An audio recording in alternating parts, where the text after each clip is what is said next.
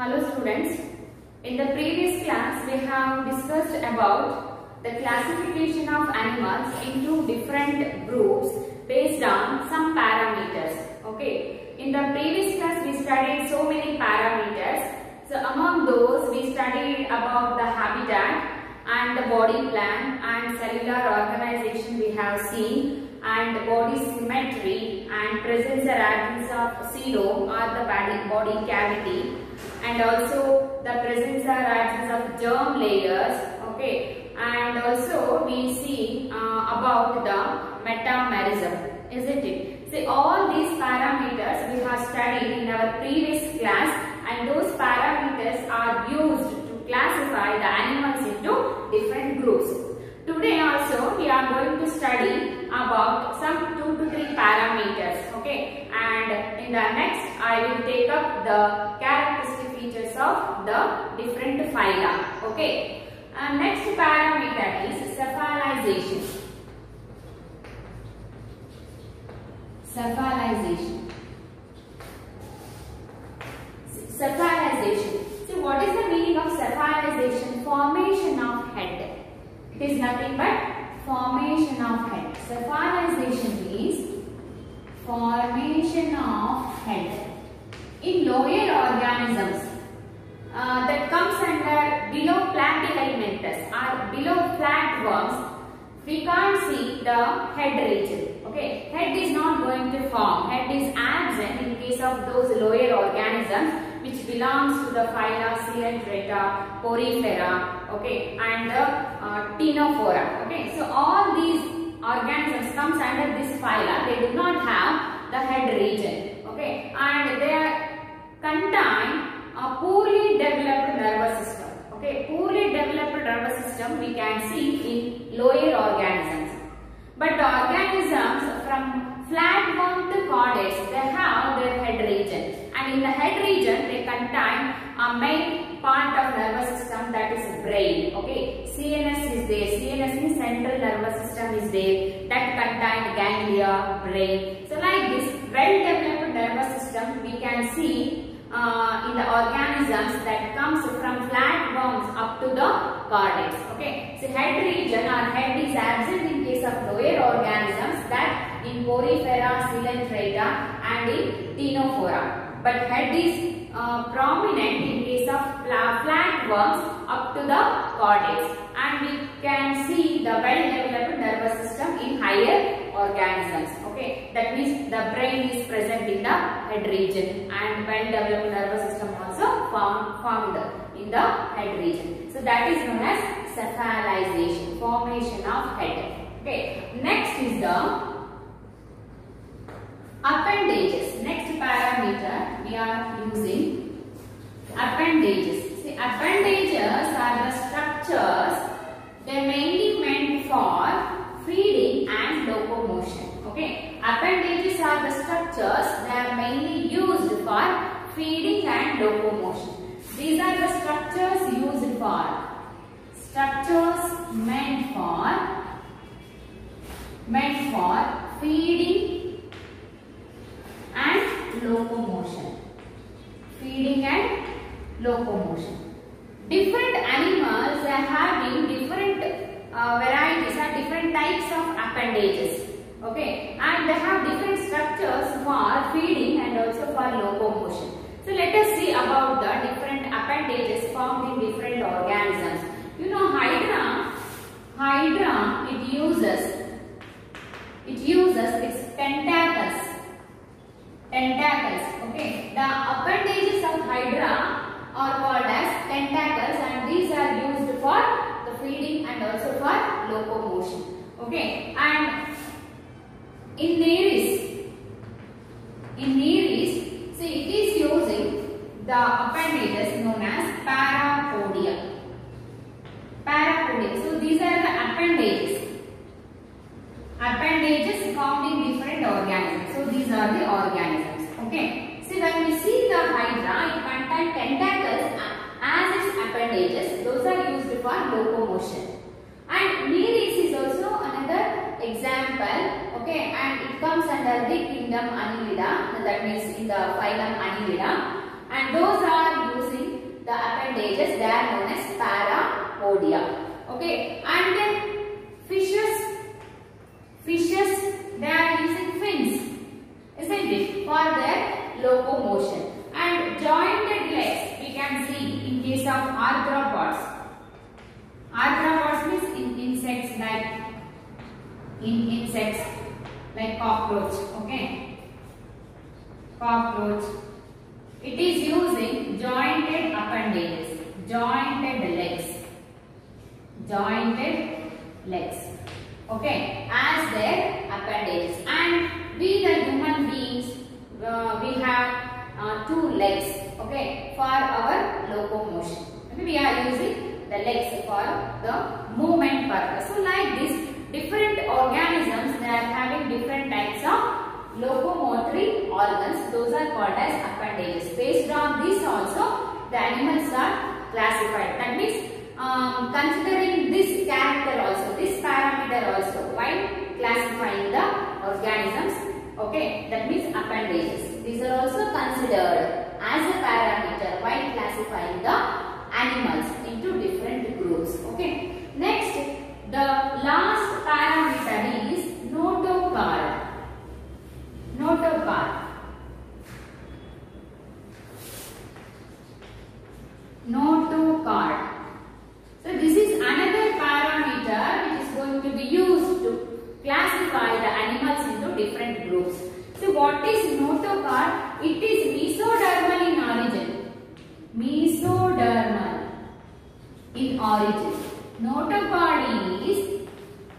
Notochord is originated by the mesoderm. As you all know, during the developmental stage of embryo, when it reaches the stage that is gastrula, so during gastrulation, 3 germ layers are going to form in the embryo, isn't it? 3 germ layers: ectoderm, endoderm and mesoderm. These 3 germ layers, they are responsible for giving different types of organ systems in the body of that particular animal. Okay, see, ectoderm is responsible for giving some organs and organ systems. Endoderm is giving rise to some organs and organ system, and mesoderm is also responsible for giving rise to different organs and organ systems. That means, in organisms, the organism, it develops its organs and the organ system by these 3 germ layers. So these 3 germ layers are responsible for the formation of all the organs and the organ systems in their body. Okay, see, notochord is a structure found in the dorsal side of the organism. Okay, dorsal means in the if we take the human being, that is and the back side. Okay, so dorsal side means that is in the back side. Okay, so in that region we find the notochord. It is a solid, elongated, rod-like structure.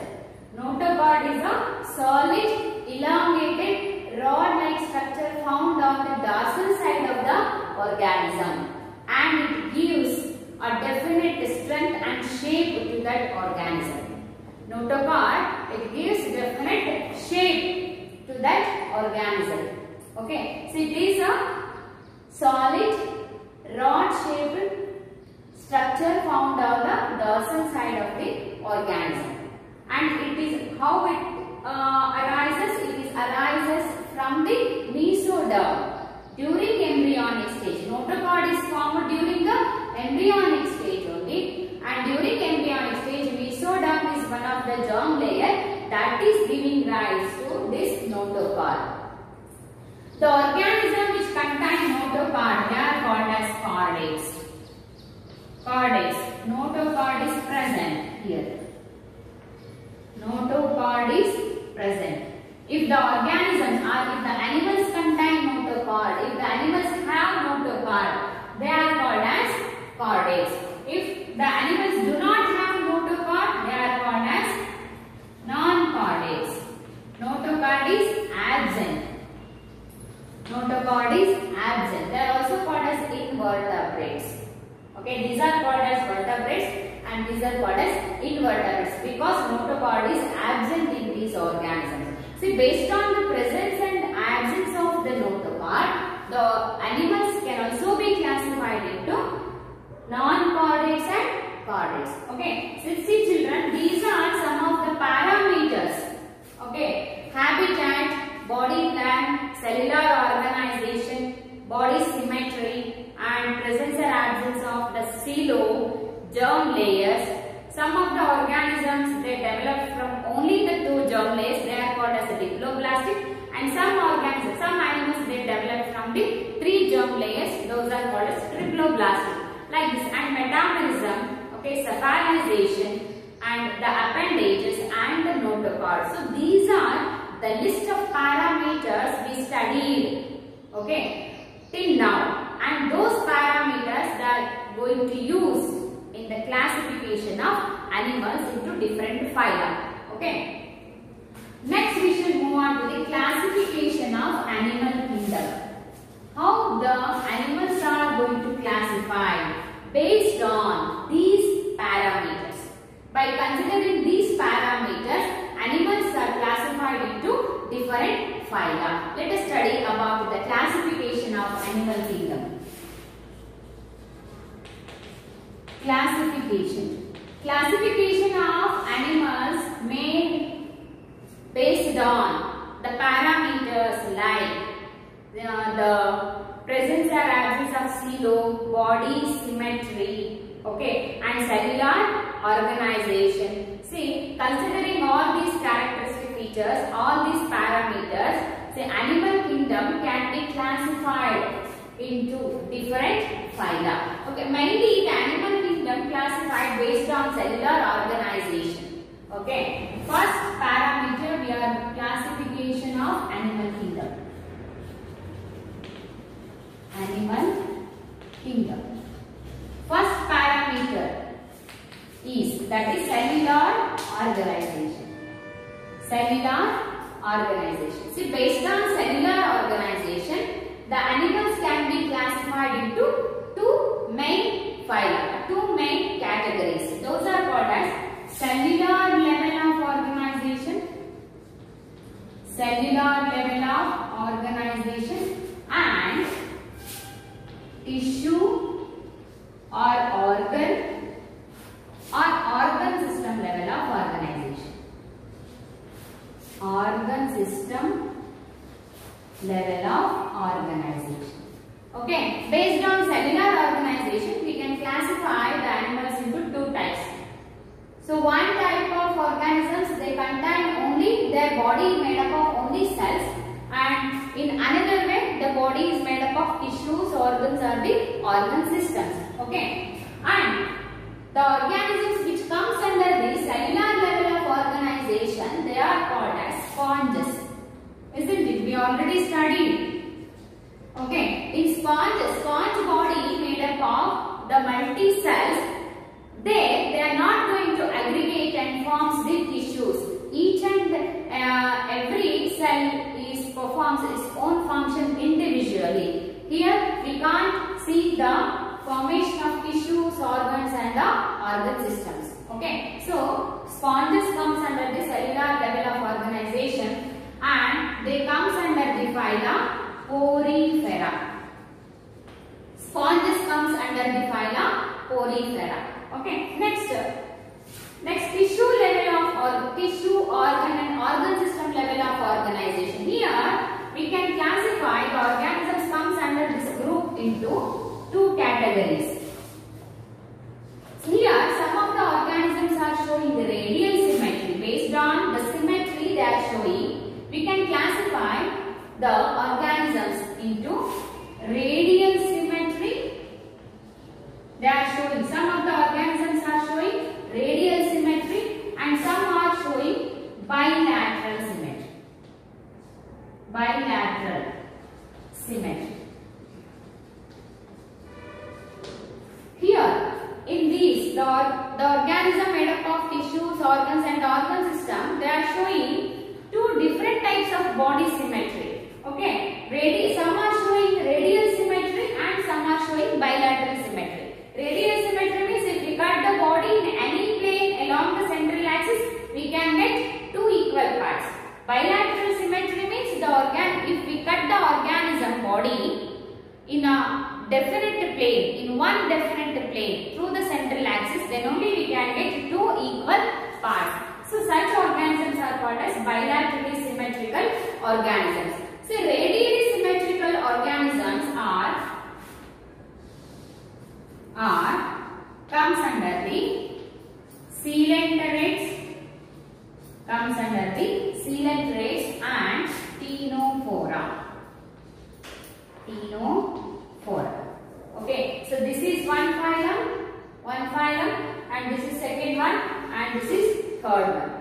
Okay, and bilaterally symmetrical organisms, again they classified based on the presence or absence of coelom.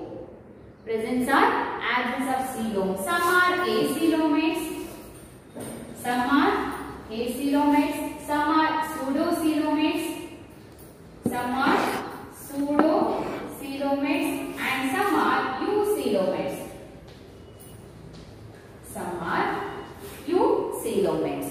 Okay, bilateral symmetrical organisms, the organisms which exhibit bilateral symmetry, they contain, some of the animals contain coelom or some do not contain the coelom. So if coelom is absent, those are called as acoelomates, and some are containing pseudocoelom. Coelom is present but is not distinct or prominent, and some animals contain the coelom. So based on presence or absence of coelom or body cavity, again these organisms can be classified into three different groups.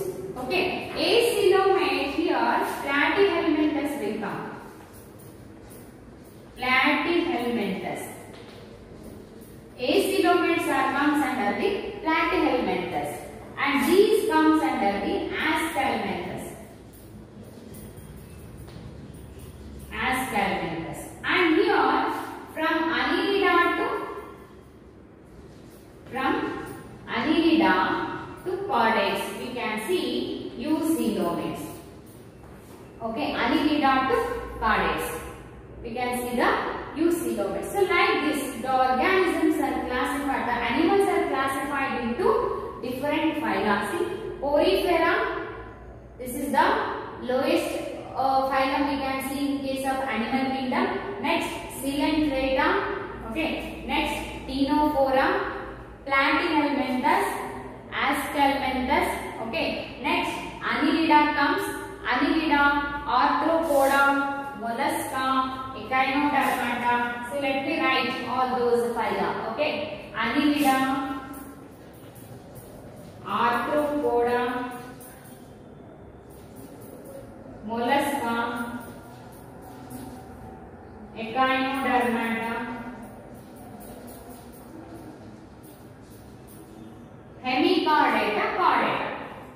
Hemichordata,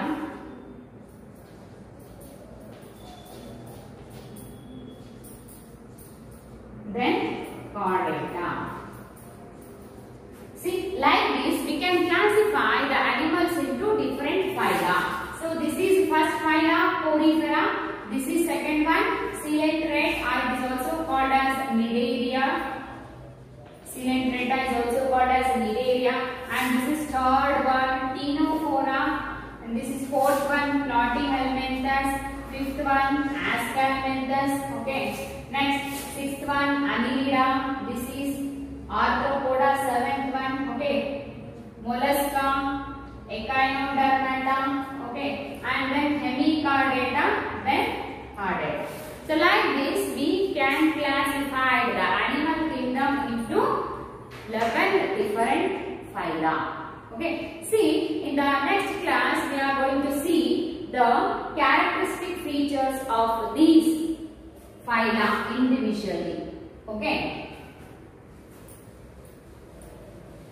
let us study about the characteristic feature of the phylum Porifera now.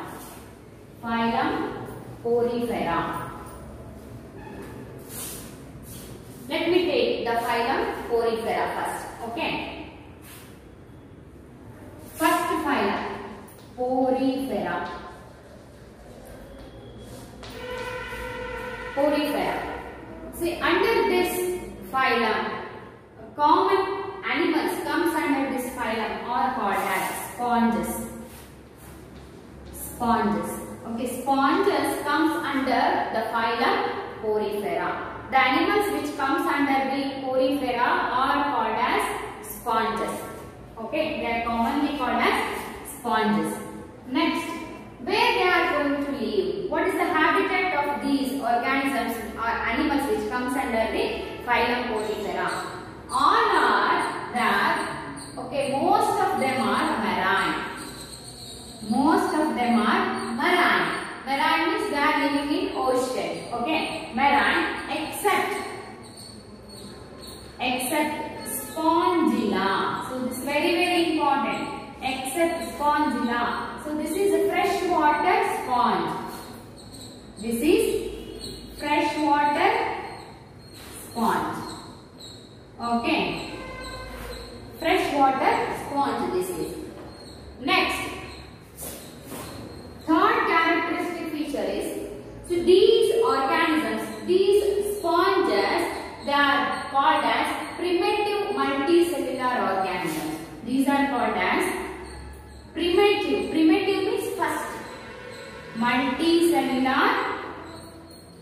Primitive multicellular animals. Primitive multicellular animals. Okay. Sponges are the primitive means first. Primitive multicellular animals. And the cellular level of organization we can find in these organisms. They exhibit cellular level of organization. They exhibit cellular level of organization. That means cell aggregated body form we can see, body plan we can see in these organisms. There is no formation of tissues, organs and the organ system. Only cellular level of organization we can see. Each and every cell is going to perform its function individually. That is called as cellular level of organization. And these are asymmetrical. These are asymmetrical. Asymmetrical means what? There is no, see, if we cut the body into in different planes, we can't get equal parts. Those are called as asymmetrical. Okay. See, next category, next characteristic feature is, these sponges, they have a well water transport system or water canal system in their body. So this is very important. They show water transport system. Water transport system, or it is also called as water canal system. They contain water canal system or water transport system is found in their body. So this is very important. The question may come. See, write the animals. I mentioned the animals which have water transport system or water canal system in their body. So the answer is sponges. Okay, sponges that have water transport system or the water canal system in their body. Let me write the body of the sponge.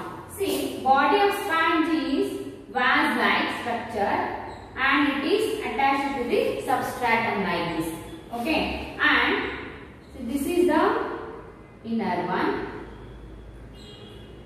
Okay, so like this the body of sponge is vase-like structure and they have pores in their body. Many number of pores. The body is covered with minute pores. Okay, body is covered with minute pores.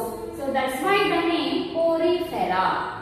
Okay, that's why the name comes to these organisms as Poriferans, because the body is full of with pores. Okay, and these are the pores we can see in their body. Okay, and these pores are called as ostia. Pores are called as ostia. Many number of pores we can see on the body surface. Okay, so those pores are called as ostia. And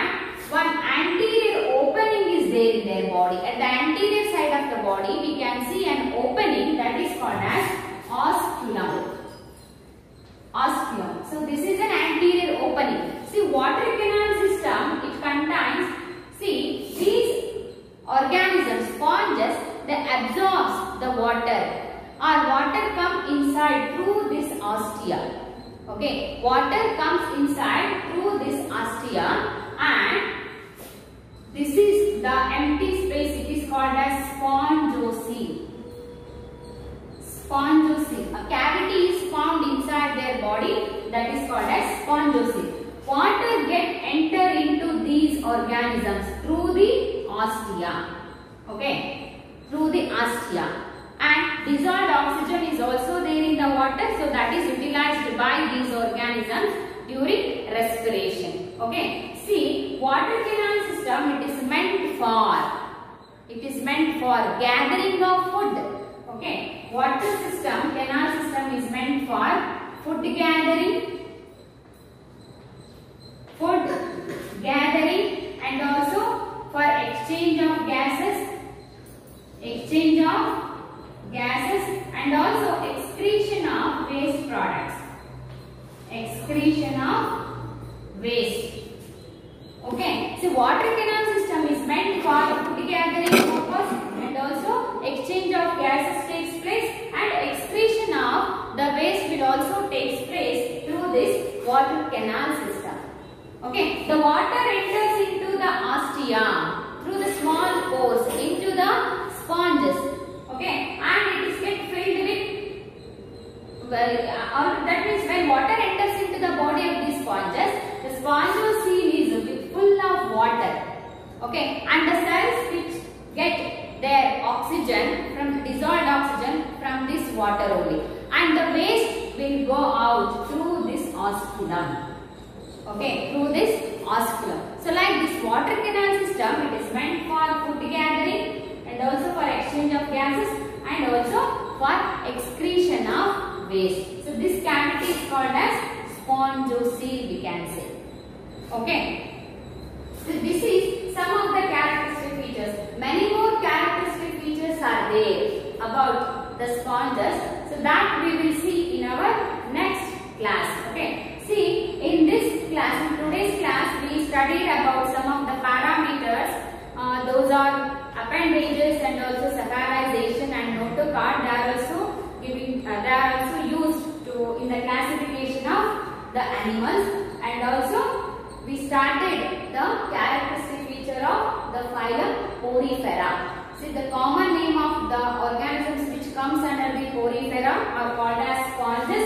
Porifera meaning spore, that means spore-bearing organisms. Many number of pores are found on the surface of the body. So that's why the name Porifera. Those pores are called as ostia. Okay, ostia.